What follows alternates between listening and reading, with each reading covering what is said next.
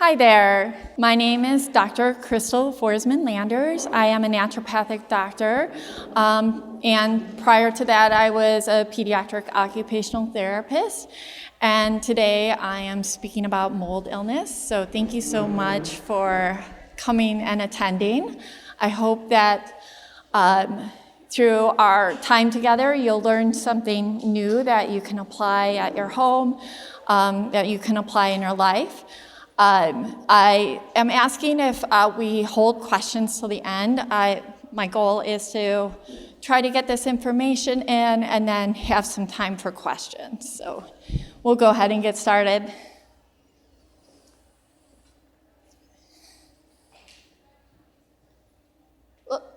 I was told this may take a minute to work, so I can adapt. My husband's favorite thing to say is adapt and overcome, so we'll make this happen.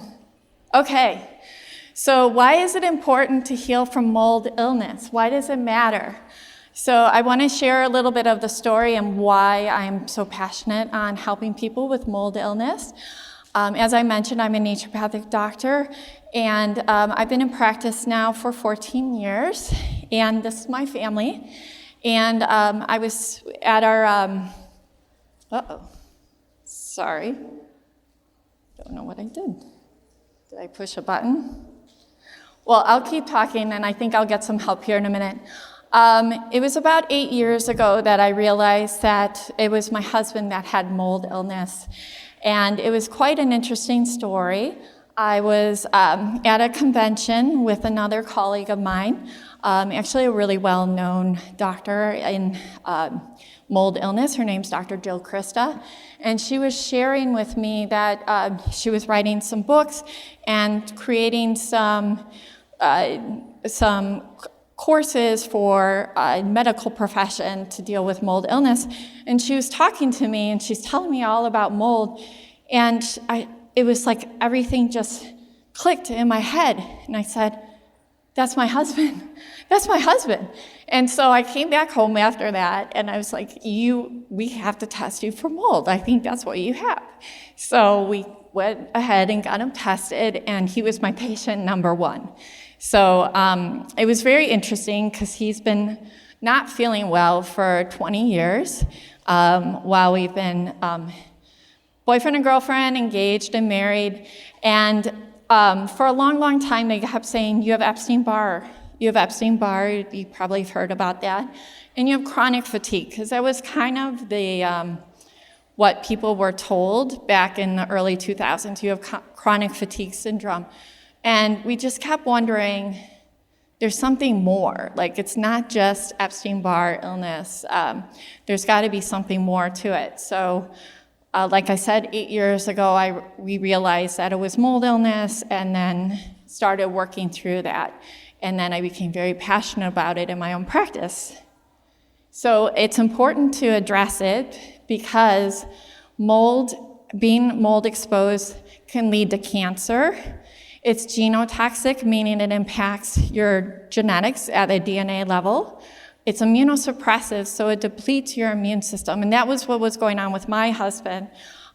He's just very easily, when he gets sick with something, he picks it up. We have children, of course, and if they're sick, he's so immunosuppressed that he'll pick up illnesses pretty quickly. It's teratogenetic, meaning that it crosses from mom to baby, so baby is also at risk for disability. And it causes allergies, of course, and we'll be talking about that more in a little bit.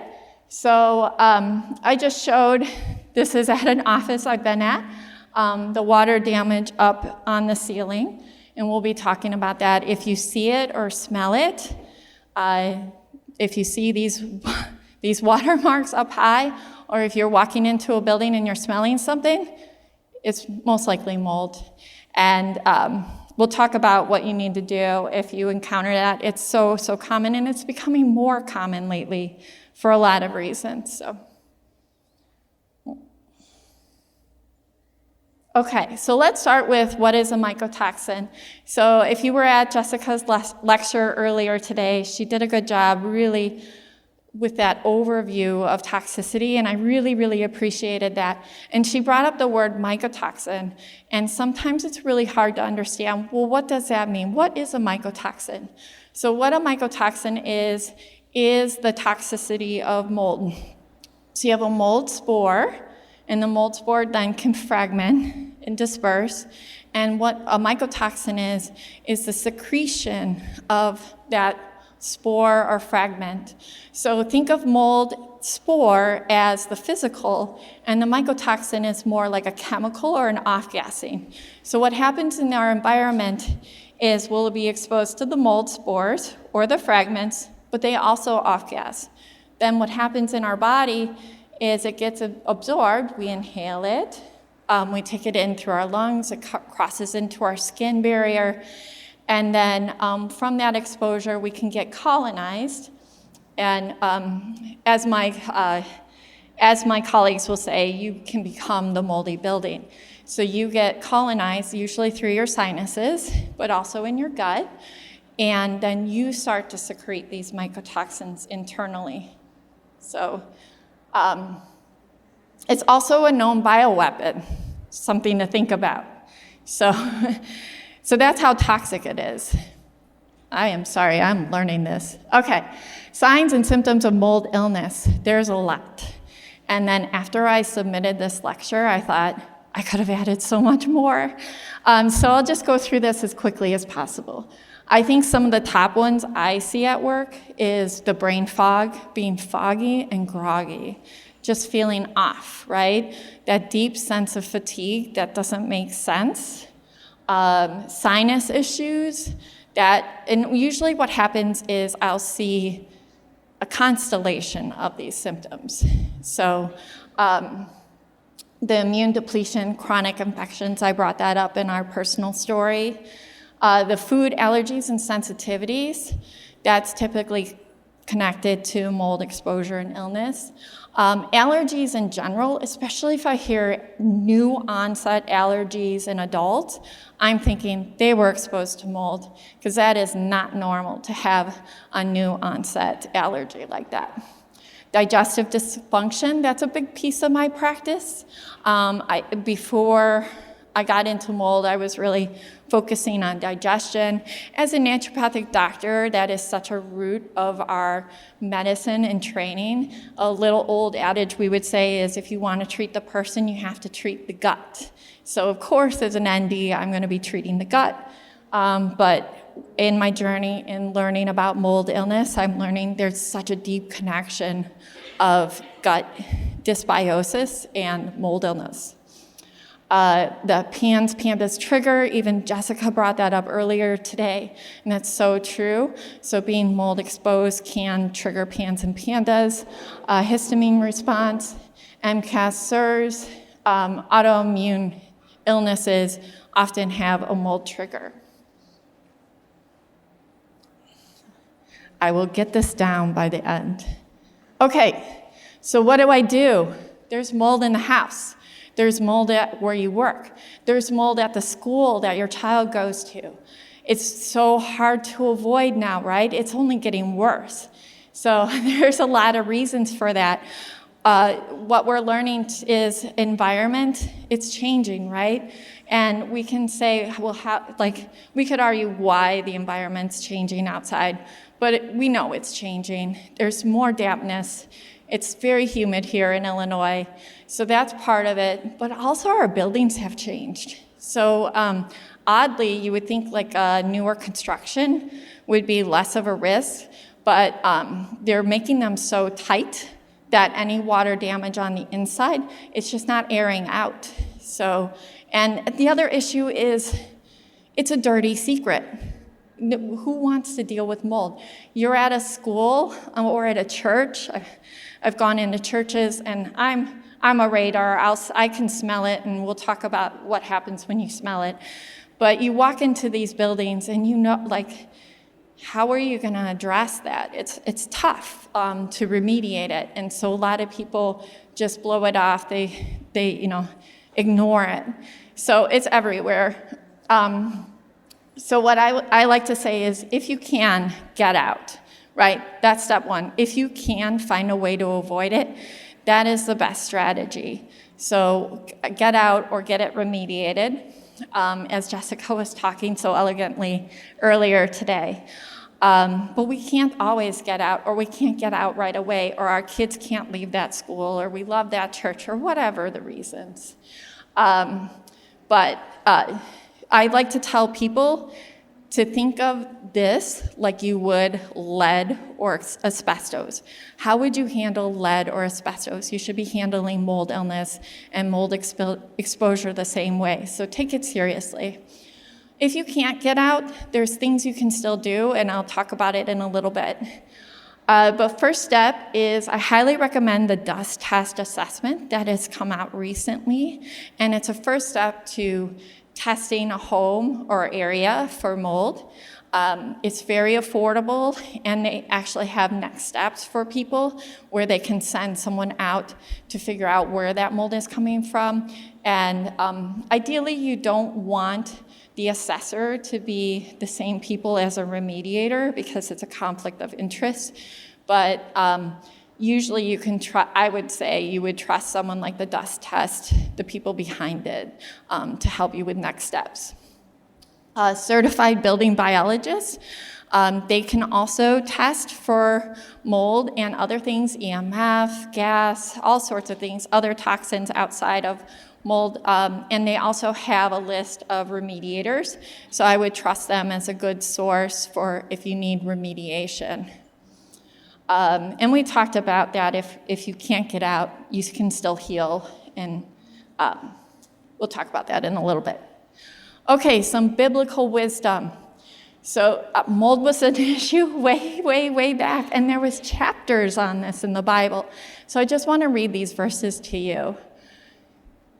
So he is to examine the mold on the walls, and if it has greenish or reddish depressions that appear to be deeper than the surface of the wall, he is to order that the contaminated stones be torn out and thrown into an unclean place outside the town. He must have all the inside walls of the house scraped, and the material that is scraped off dumped into an unclean place outside the town. And there was so much more to those verses. But even back then, they knew it was caused people such deep illness.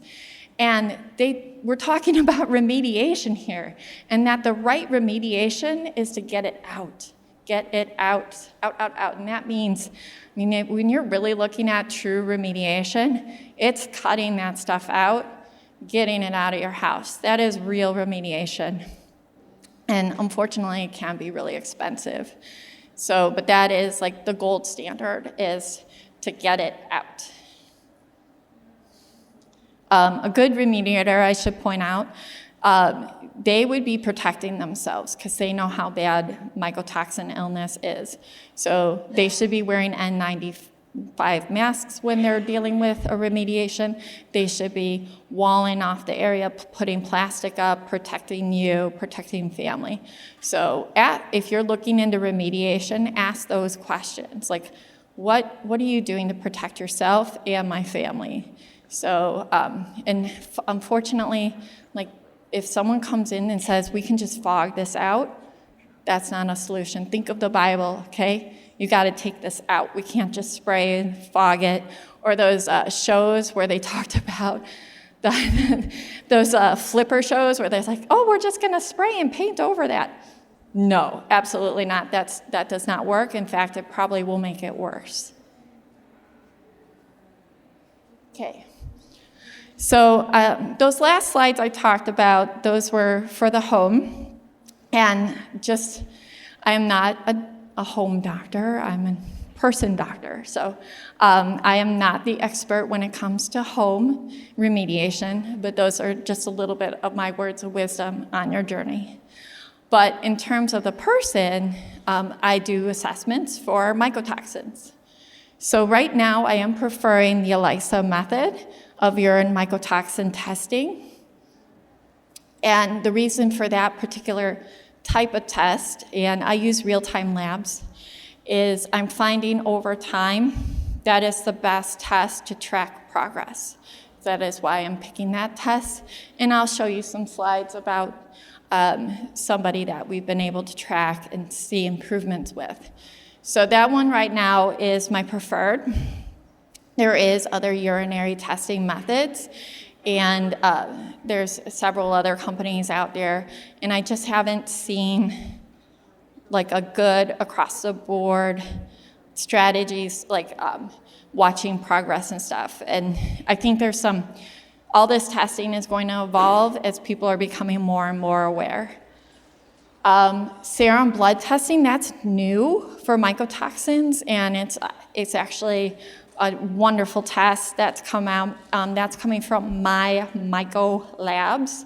And what I like about that test is that is going to tell us if you are currently exposed to mold within the last 2 to 4 weeks. So that's a really, really good test to figure it out if it's a past exposure or a current exposure. One thing about this, the urine mycotoxin testing, you don't get to really, you can only tell if it's a current exposure if certain mycotoxins show up, but that relies on your detox pathways for that to show up. Whereas the serum mycotoxin testing, that is a confirmation of current exposure. There's also VCS vision testing. That's not as specific to mold because you can be positive on the VCS test and have Lyme disease or other biotoxin illness, but it still helps us track progress. It's a very cheap test. You just do it online. It's from Dr. Shoemaker, who's very well known in mold illness. And it's $15 per test, and you can also check progress with that. Additional testing I may do is allergy testing, nutrition, nutrient testing, so vitamin status, organic acid testing, and digestive or SIBO testing. Okay, so mycotoxins, remember we said, is the breakdown of mold. It's that chemical that then ends up sitting in our body. What happens is it sits in our fat and in our organs. So at the very end of this lecture, I'm going to have my top 10 things that I wish I knew about mold. That will be like a really good takeaway for all of you. And one of the top 10 things that I wish I would have known earlier when I was standing in front of my colleague at that conference was I didn't realize once you left the moldy building, you still carried mold. You still had those mycotoxins in there, and you could have them for decades. If you're not a good detoxifier, once again, I love what Jessica talked about because there's so much overlap.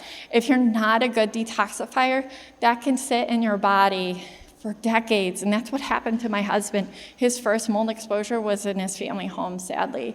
But then when we were looking at the pieces of the puzzle, we realized it was also in our townhouse, and it was at a rental, and wow, all of these accumulated mycotoxins, and it was just sitting there. And you really have to engage detox, which we'll talk about, and address it even if the exposure was years before.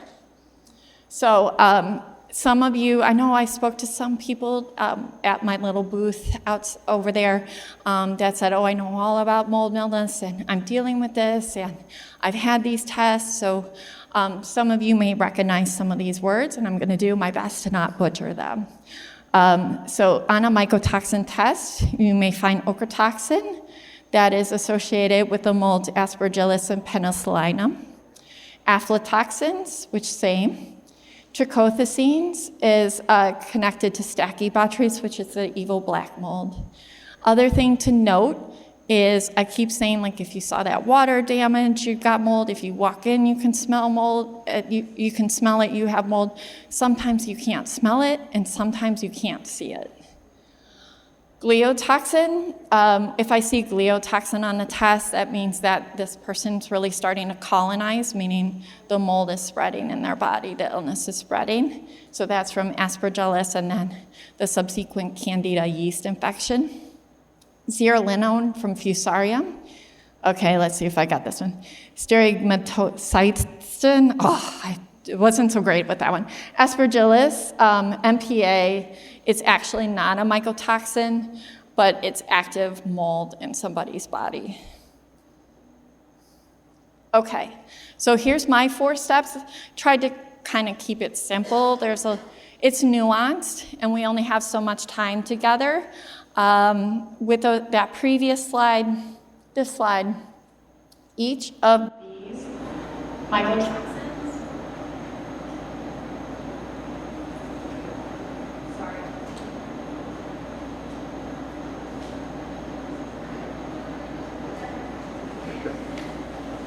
I'll keep talking. I'll try to use my mom's voice. It's probably me. I probably pushed a button. Test? Okay. Hello? Okay. Thank you for your patience with me. We'll just go back to the slide really quick.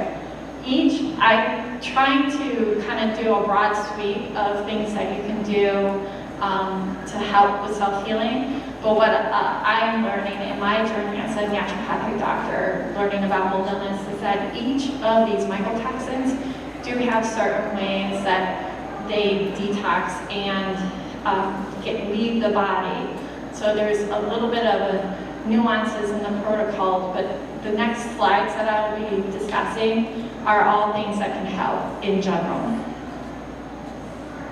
So I tried to break this down and try to keep it simple.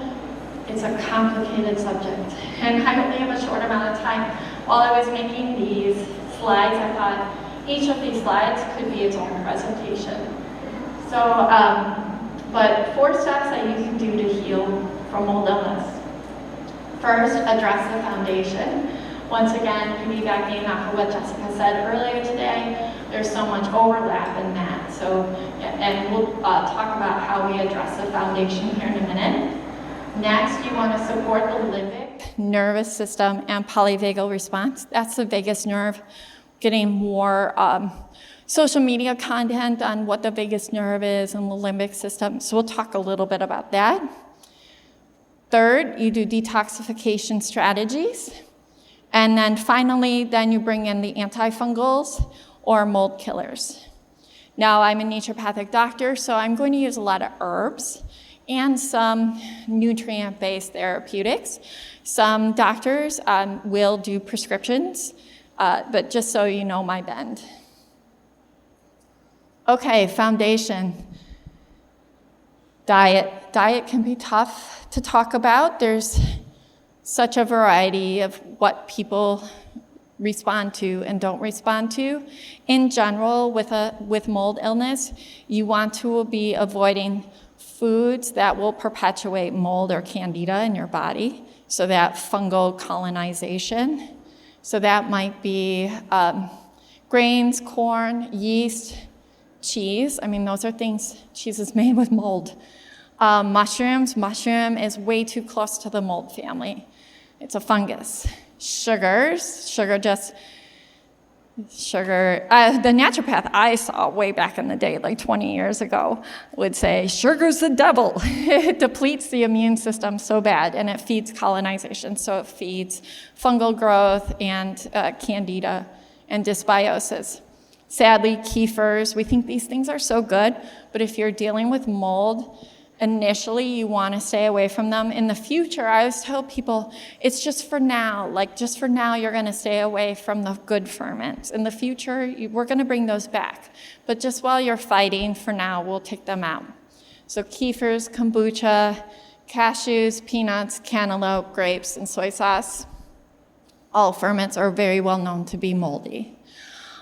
Things you should be eating, think all the colors, all the flavonoids. That's where you're going to get your nutrients and antioxidants.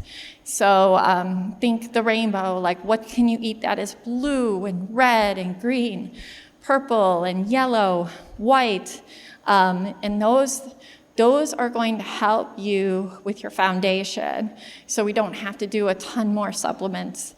I do support supplements. I do flavonoid and antioxidant support to further build up that foundation. but the more you can get it in your diet, the better. So just think out your day. What colors are you eating? Do you have that variety? Because it's so fascinating that the color spectrum that we eat has different healing properties in our body. Green tea. I have a big shout out for green tea. That's a Dr. Krista, my mentor's thing. She loves green tea, so I love green tea. I was drinking some over at my little booth. Green tea is just a phenomenal detoxifier of mold, so that's something so simple that you could be doing. You could grab your green tea when you leave. So that's something that's really good at clearing, particularly okra toxin. So very, very good for you. Let's see. Okay, and then if needed, depending on the person that's in front of me, we may be doing a low oxalate or a low sulfur, low salicylate, or a FODMAP style diet. It all depends on what's going on. Let's see. Okay, further addressing the foundation, air quality. Let's say we're back to the scenario where you can't leave the moldy home, or you're trying to remediate it, or it's at a school or a place you work. Essential oil diffusers can be very, very helpful because it does help kill off mold and mycotoxins just kind of locally. So think of those essential oils that have antifungal properties. So things like clove oil, thyme, olive oil, lavender, and I know there's tons more. Those are the ones on the top of my head. Air purifiers. My top two favorite right now are IQ Air and IntelliPure. So a good quality air purifier can also help. Mycotoxin cleaners. I really like the company EC3. You can look them up. They have laundry additives. They have sprays. It's all essential oil based. They have candles. They have the foggers. Now, I know I brought up don't do fogging earlier. The best time to do fogging is after the remediation has been done. After all the bad mold has left your home, then you do the foggers. Of course, prioritize sleep, right? We're talking about foundation, movement, outdoor time, filtered water or spring water ideally, and then also identifying nutrient deficiencies. So that's where back to like, what is vitamin A? What does vitamin D look like? B vitamins. B vitamins help with detox. And all of the vitamins and minerals, like, do you have any deficiencies that will help your body heal? Okay. And then I said second is nervous system support. I've been really getting into that intensely in the last year or two, especially as formerly a pediatric occupational therapist. I do really respect what the nervous system does and how that impacts healing. You do have to get your nervous system in a place that you can do these protocols and take the nutrients and the herbs. What I find, I have some very sensitive patients in my office. Their nervous system is on overload. And I don't say sensitive in a mean way because I'm a sensitive person and my family is sensitive, so I understand. But meaning like I have people in my practice that like cannot tolerate, even a sprinkle of a vitamin or a sprinkle of an herb or something that is intended to help them. Their nervous system just, it's just it is kind of in chaos, but because mold and these other toxins that Jessica brought up has disarrayed the nervous system. So I'm finding that helping the nervous system is one of the top priorities before we can even get into some of our deeper detox of mold and killing of the mold in our body. And I brought up parasites. I haven't said that word yet today, but parasites we're starting to find that that's also irritating the nervous system. You may have heard histamine response, or SIRS, or MCAS. Kind of the newer language that's coming out is called the cell danger response, and I love that theory, the cell danger response. And it works both on the nervous system, but it also works on what's happening at a mitochondrial level. So mitochondria is another conversation that we're talking about, but if you remember from biology, mitochondria is the little powerhouse of the cells, right? So it helps give us energy and helps our antioxidants. It does so much. But what we're learning with the cell danger response theory is that the mitochondria also sends out alarm signals. And so if the mitochondria is under stress, it puts the cell under stress. Then that cell, the cell wall, goes under stress. And then that sends out signals, and it tells the whole nervous system in the body, you are under stress.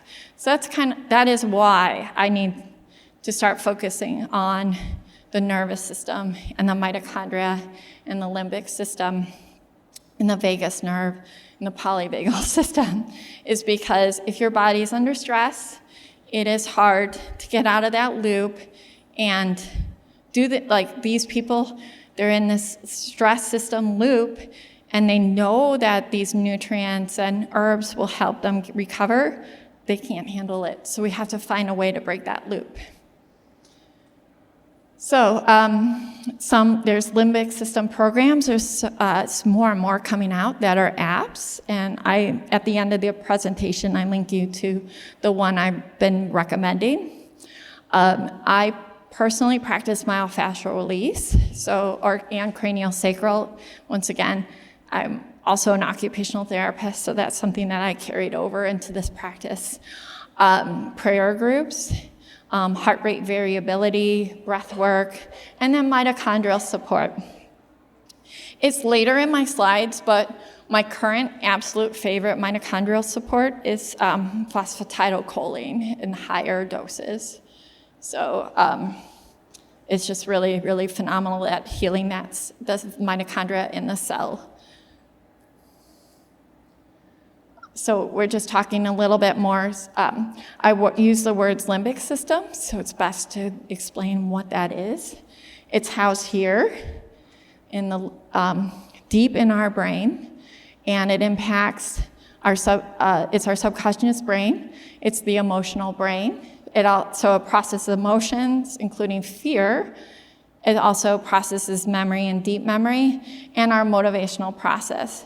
So when I mentioned the person or people that I work with that are so just hypersensitive to the smallest amount of a nutrient, this is coming from the limbic system. And any type of traumas, mold exposure, personal like abuse and trauma, sadly, parasites, like all of these factors contribute to a dysfunctional limbic system where everything is kind of seen as scary, and they don't know it. Like they know it, but like it's connecting that subconscious brain to the conscious brain. And thankfully, once again, there's more and more techniques and strategies to help address that.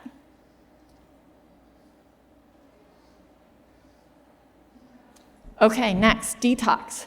So as a naturopathic doctor, we say open the emunctories. Like, what is that? It's language that we use that means basically open the pathways of detoxification, activate the organs of detoxification. It's a term we use both in naturopathic medicine and homeopathy.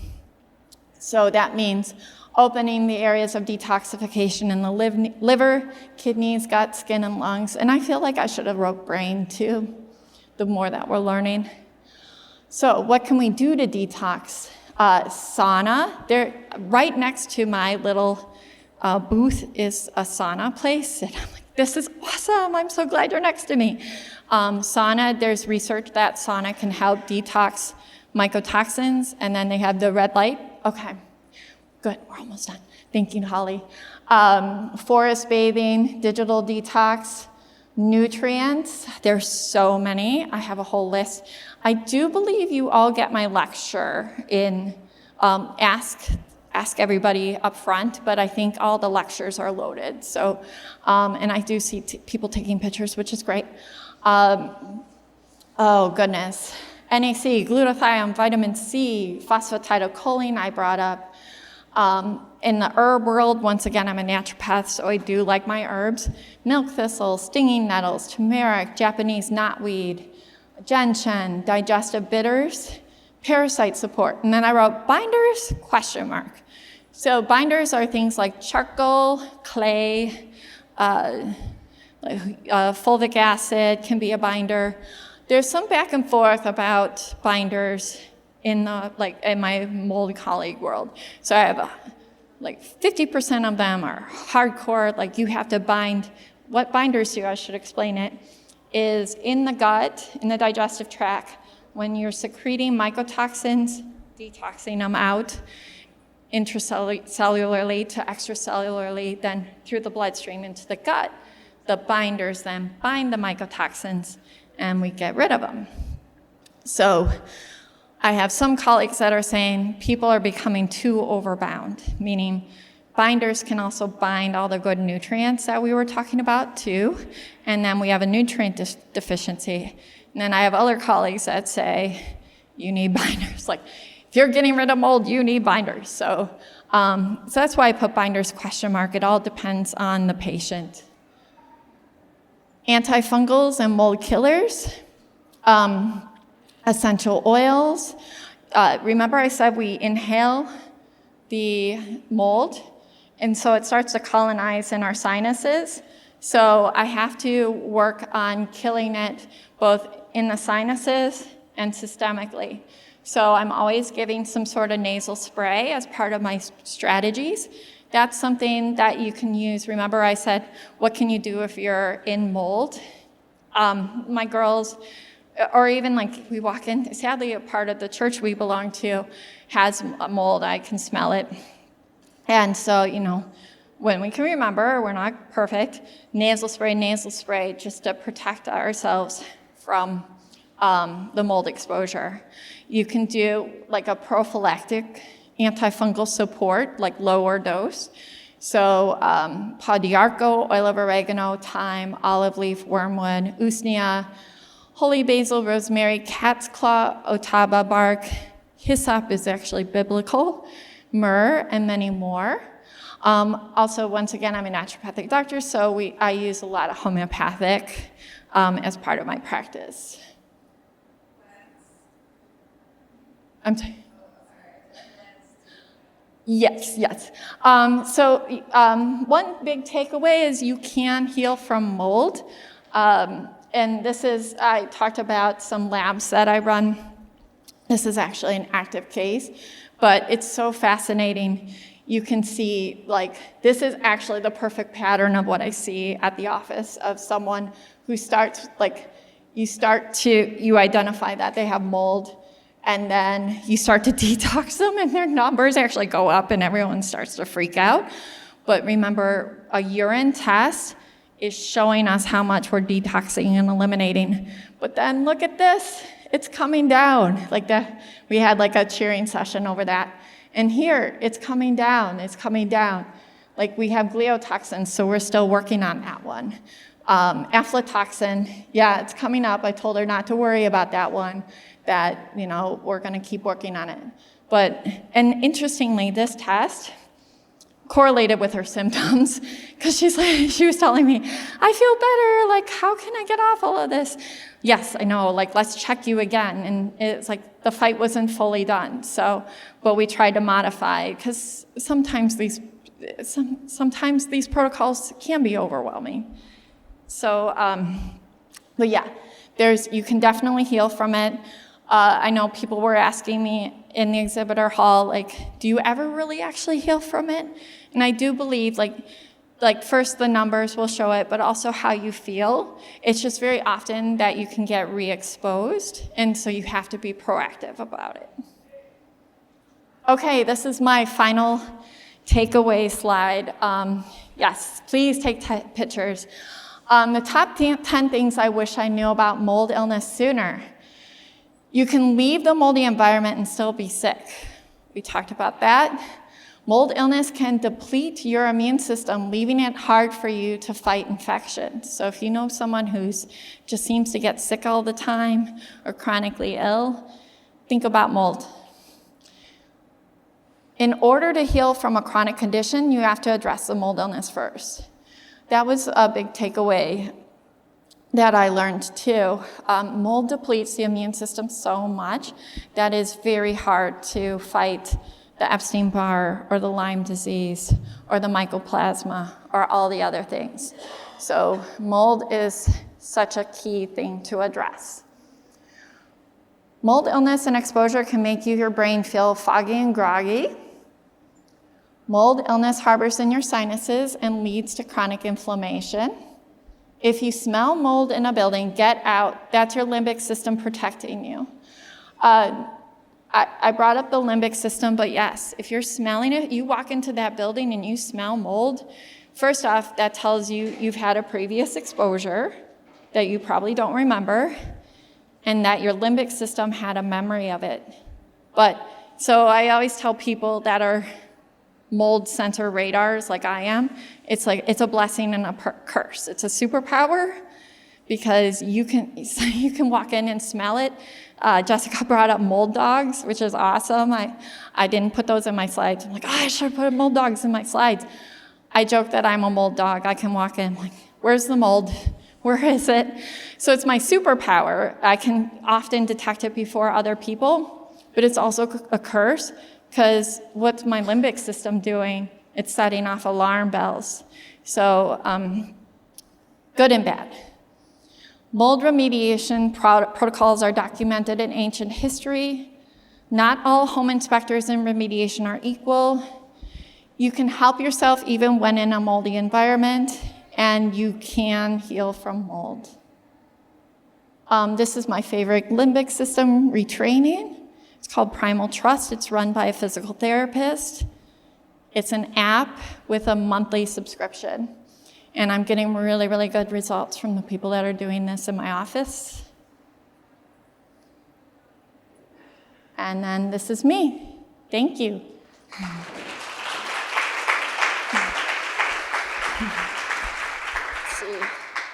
I think we have time for a little bit of questions. Yes. Do you want? I'll bring the mic to you. So in your experience and practice in terms of provoking, I always go back and forth with patients on whether or not I'm going to provoke before testing or if we're just going to allow. Can you kind of speak to like what you've seen on both sides of that and what you use? So she was asking about provocation before testing.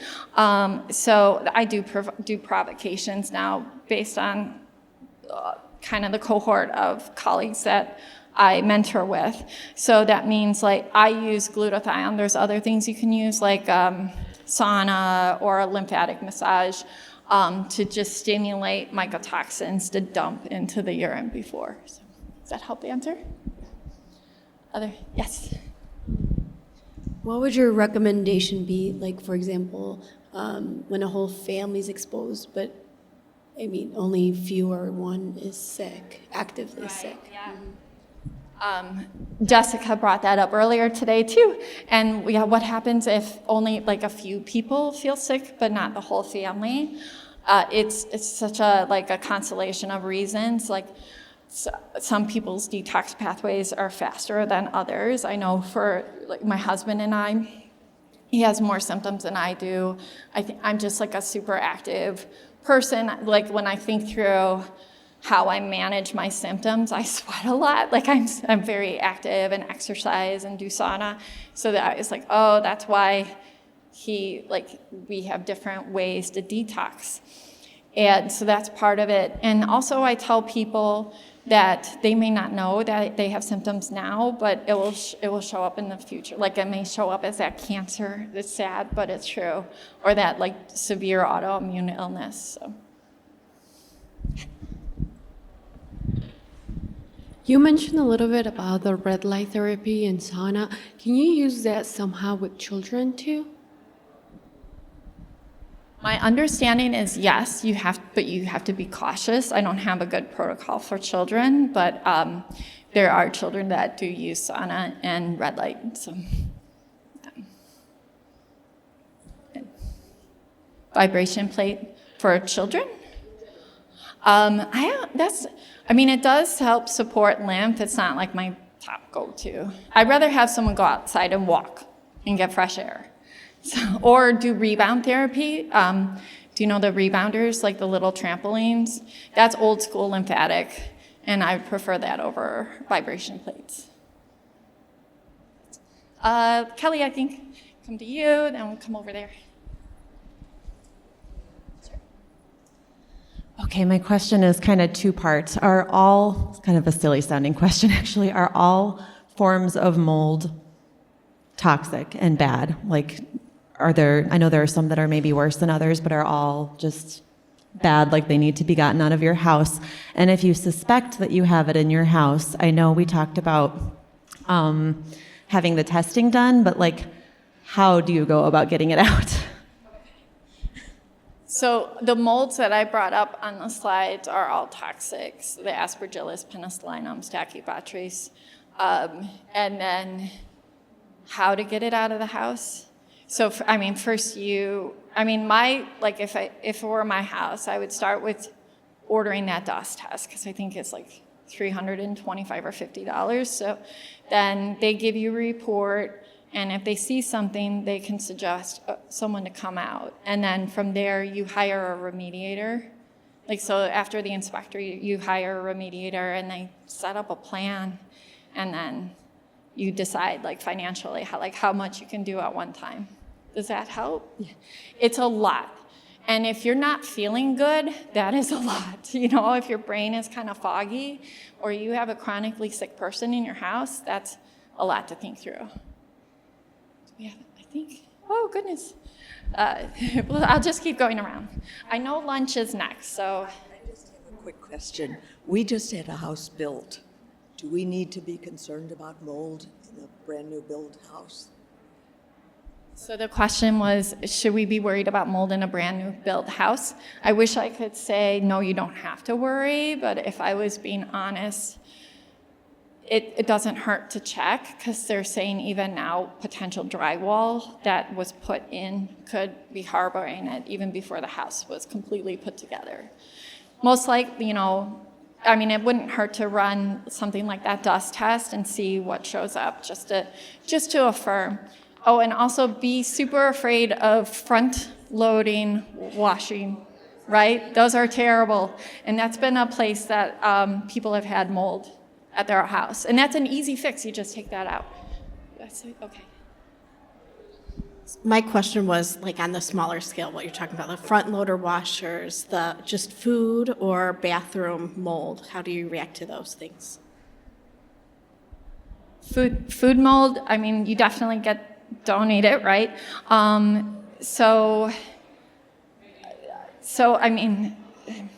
The way I test, I make sure that if those levels are high, it's not coming from food mold.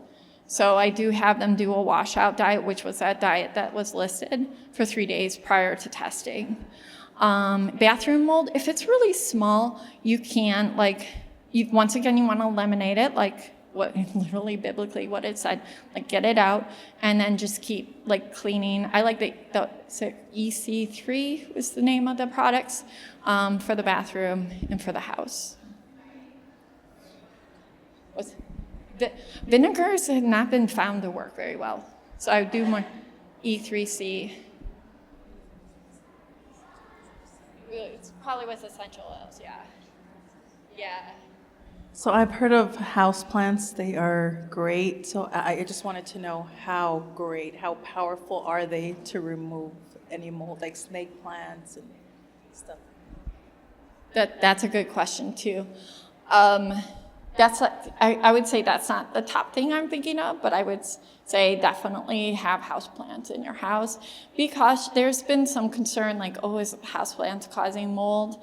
As long as you're caring for them properly, that's probably not the cause. It's probably a water damaged building or appliance. Okay? Miss Holly.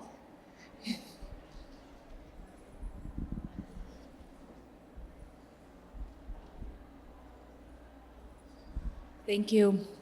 I have a question about one of those toxins that was on the screen, penicillinum, or however you pronounce that. Is that related to the antibiotic penicillin? And does that make us more susceptible to infection? Good question. So penicillinum is the mold. So yes, penicillin is actually an extract of the family of penicillinum. So we can, and that is an antibacterial, right? It's an antibiotic, penicillin, the medication. So that's when you can use mold for good in a way. But one of the things that I notice is if someone tells me they have a penicillin allergy, I'm thinking they're mold exposed. It's pretty common. Is that part of your, did I get it?